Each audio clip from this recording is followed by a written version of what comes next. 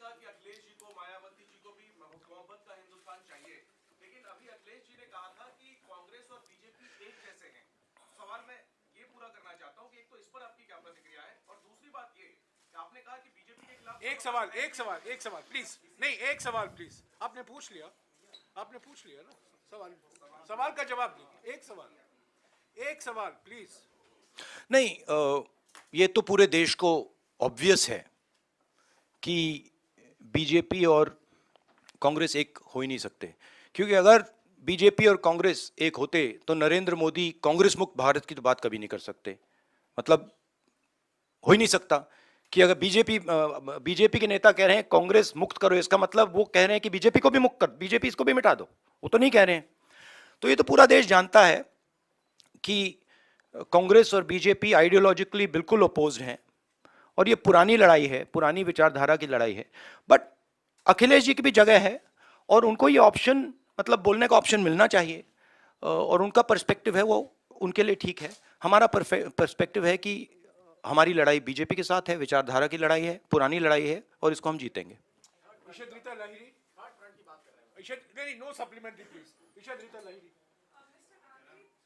नहीं, एक बात मैं कहना चाहता हूं, देखिए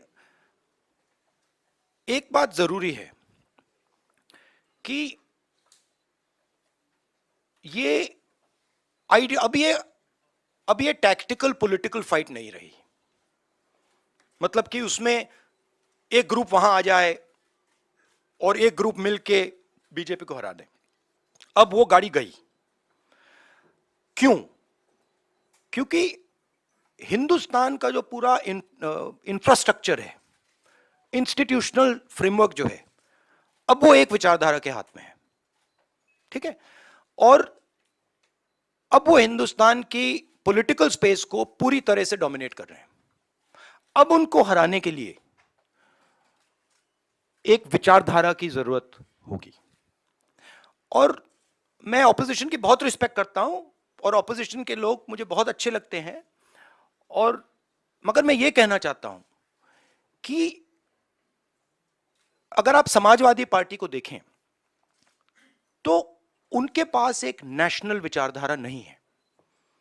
वो यूपी में जरूर उनकी पोजीशनिंग है और उसको उन्हें डिफेंड करना है, शायद उसलिए ना आए, बट नेशनल विचारधारा नहीं है। समाजवादी पार्टी का आइडिया केरला में नहीं चलेगा, कर्नाटक में नहीं चलेगा, बिहार में नहीं चलेगा, ठीक है? तो एक सेंट्रल आइडियोलॉजिकल फ्रेमवर्क स्ट्रक्चर की जरूरत है, वो कांग्रेस पार्टी ही दे सकती है, और वो हमारा रोल है। मगर हमारा रोल यह भी है कि जो ऑपोजिशन के लोग हैं वो कंफर्टेबल फील करें और उनकी रिस्पेक्ट हो, म्यूचुअल रिस्पेक्ट, मतलब वो भी हमारी करें, हम भी उनके करें।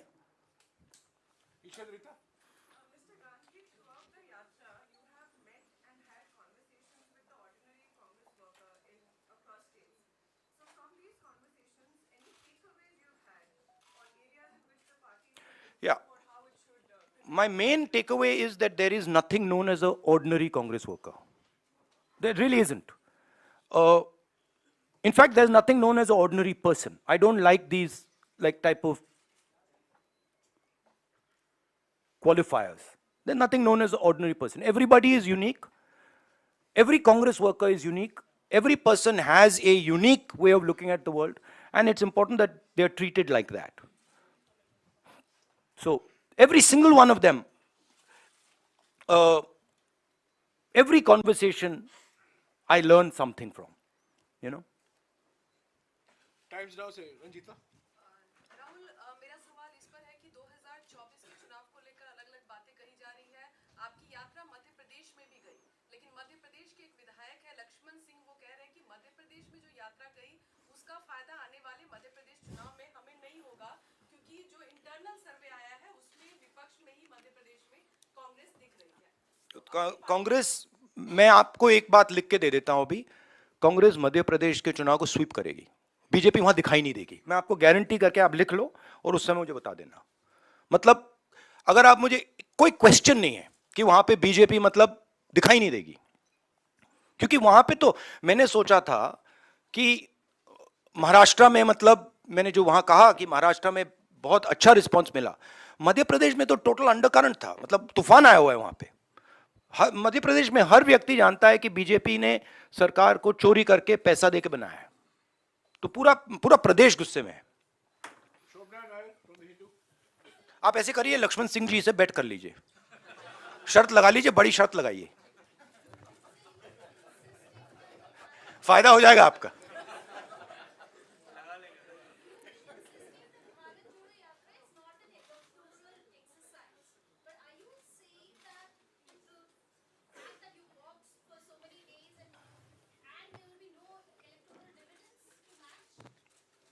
No, I'm not saying that. You're saying that. No, I'm not saying that at all. In my mind, as I said earlier, the Yatra is a conversation. And I don't think it's fair for me to make any comments before that conversation is over. I can answer such questions the day the flag is hoisted in Srinagar, and the conversation, at least this phase of the conversation is over. I can then probably answer your questions, this type of a question. I don't want to take the Yatra, and demean it by making it about something that it's not. Manoj from Indian Express. Just now, you said, really going to the people without a credible alternative vision will not help the opposition. So what is the big idea or a series of ideas that you are putting forward? Because there seems to be a realization that, merely criticizing, even if robust, merely criticizing the government is not enough. So what is the series of ideas that you're putting forward? No, I outlined it right now, right? Number one,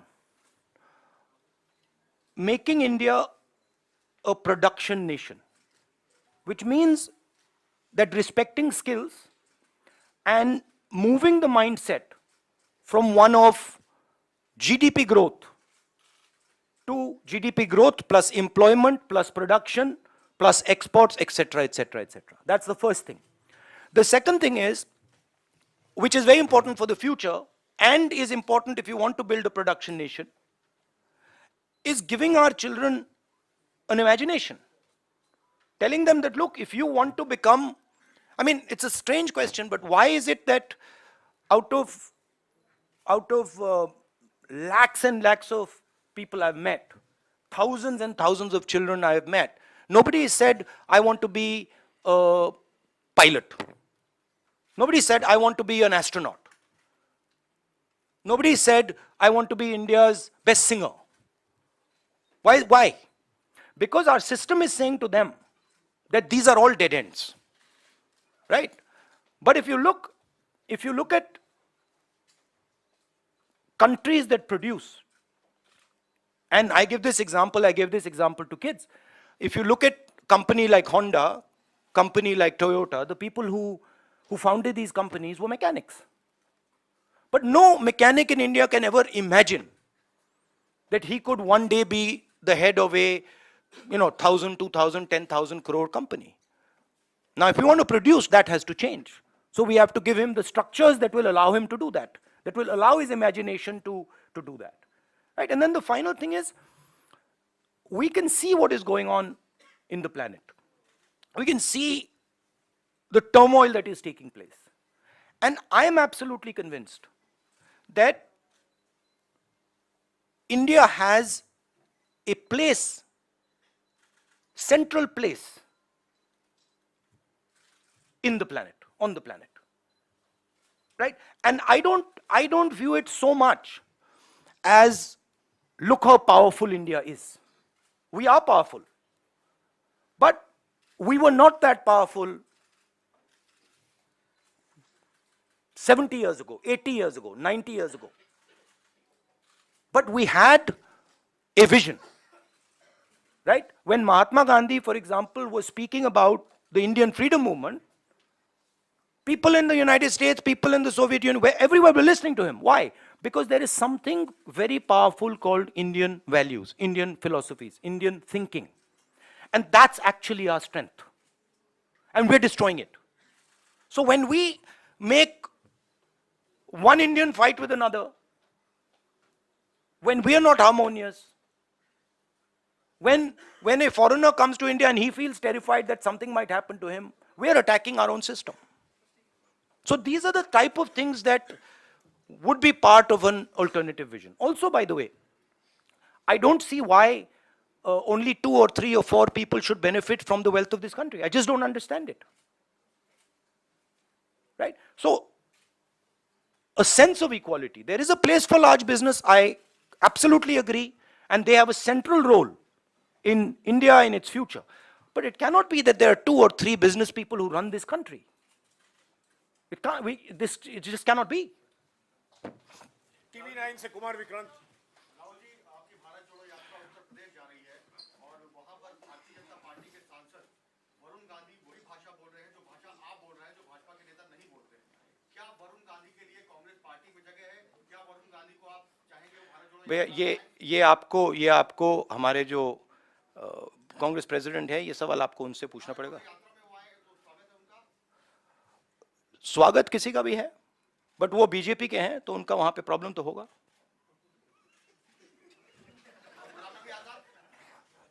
अब वो आप उनसे पूछिए, पहले पता नहीं, मुझे ही confusion हो गई है। पता नहीं अब क्या बोलूं। कांग्रेस के मतलब सीनियर नेता हैं, बट मुझे कंफ्यूज कर दिया कि मतलब कभी बाहर, कभी अंदर, कभी बाहर, कभी अंदर, कभी अंदर, कभी बाहर, पता नहीं मुझे।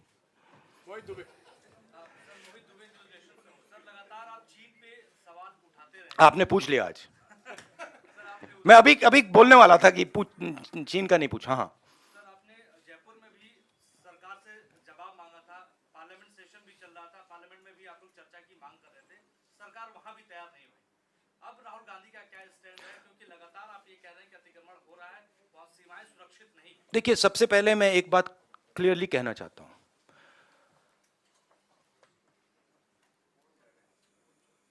मैं शहीद परिवार का हूं।